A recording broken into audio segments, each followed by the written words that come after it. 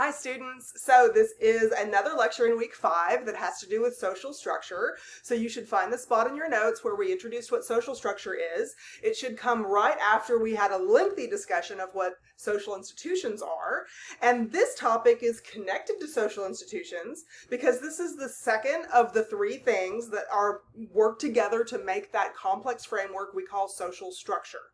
So these notes are going to be preliminary notes about statuses and roles. And when you are taking notes, typing them or writing them, however you do it, please leave a whole bunch of space in between statuses and roles so you can fill in more information, because this is just like a preliminary introduction to this section, and we're going to go back and get much more detailed information about what statuses are and the way sociologists use them.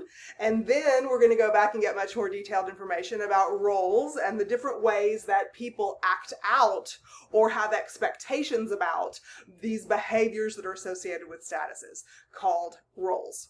So let me start at the beginning. So this is that central section of that chain link that I tried to draw in the previous lecture. The central section was statuses and roles. These 2 things always go together, okay? You never have a status without a role associated with it. And here's how.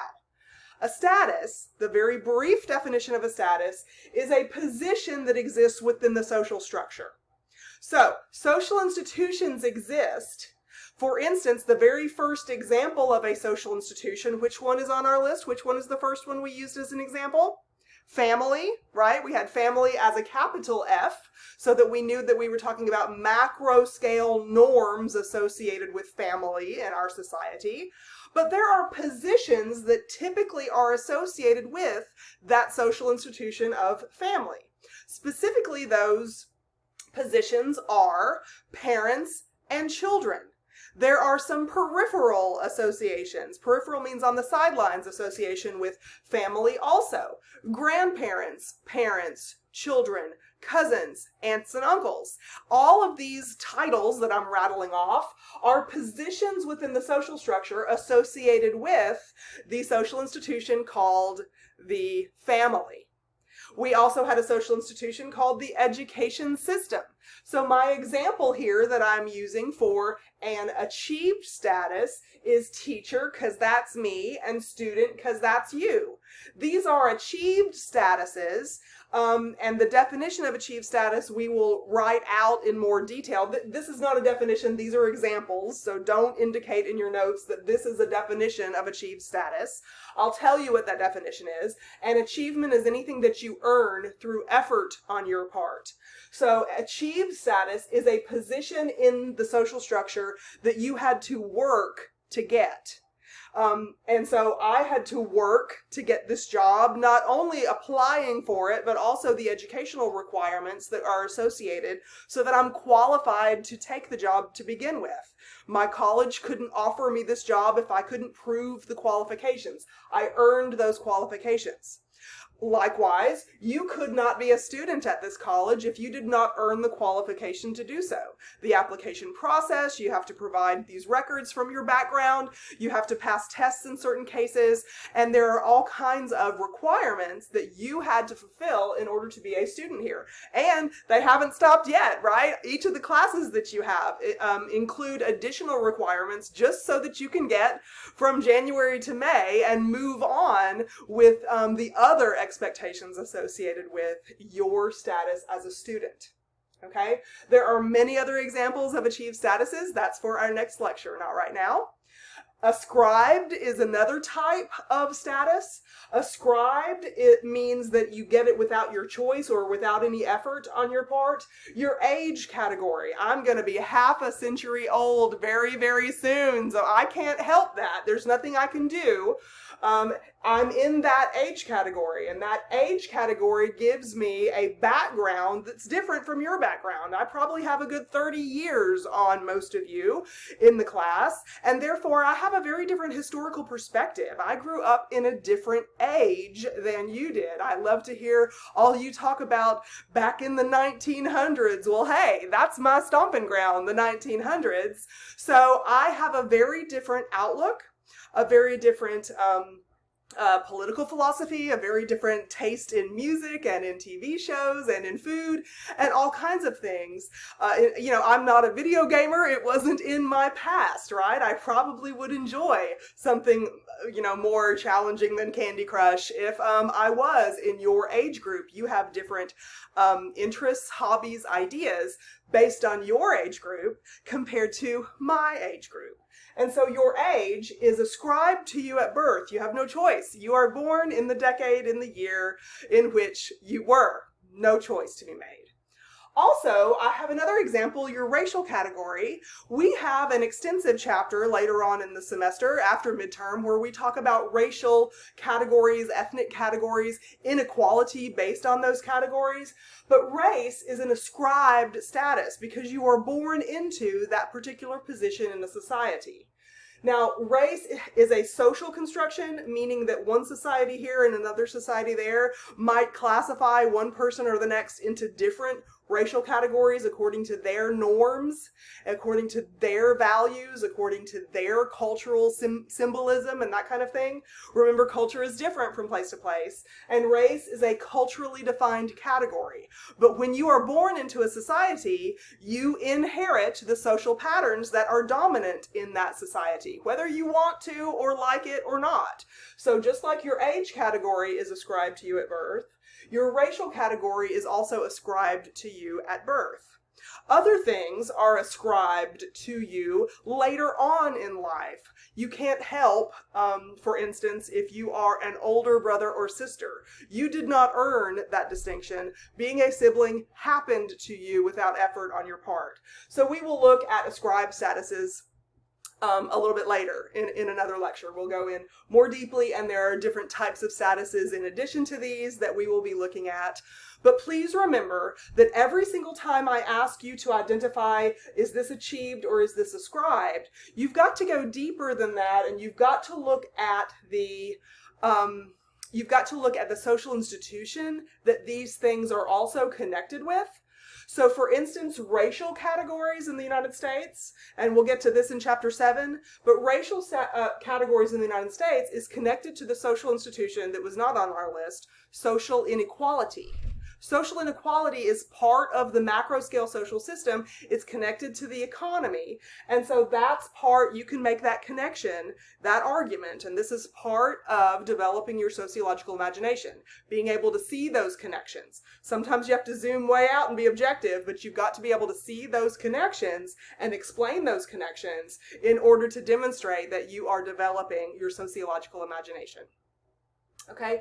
Teacher, student, for instance, is connected to education system. The only reason those statuses exist is because the education system is a social institution that establishes norms associated with transmitting knowledge, transmitting certain types of knowledge. Not everything you need to know. There is no class on brushing your teeth in college, although I just gave somebody the idea. But you have to have certain kinds of knowledge transmitted according to our system of norms in the United States, and the education system handles that, okay?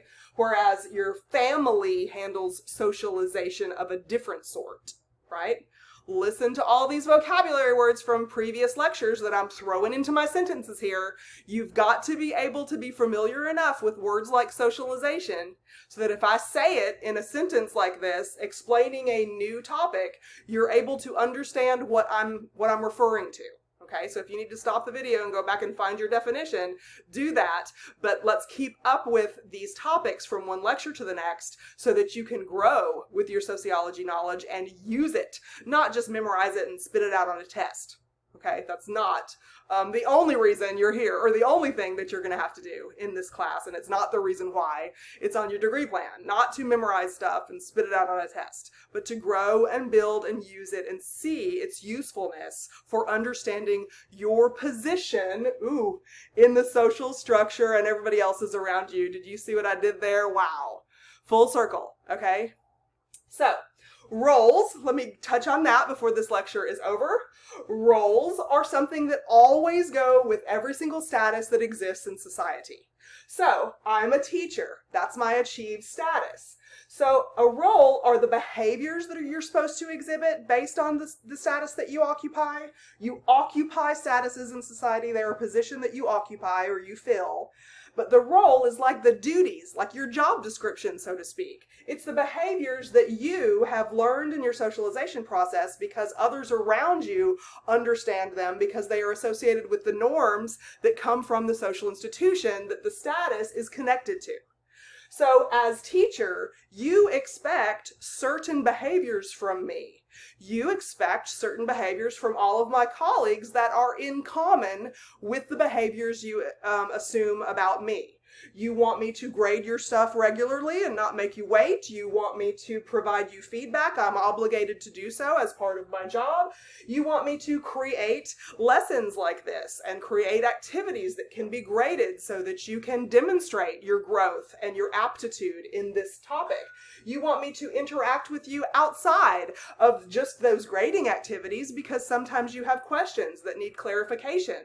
And there's more. I didn't even include any of this other stuff, but what about my qualifications? You need to have confidence that because I am filling this role in your life, that I am qualified to do so. So there are expectations and behaviors associated with this status, just like with you.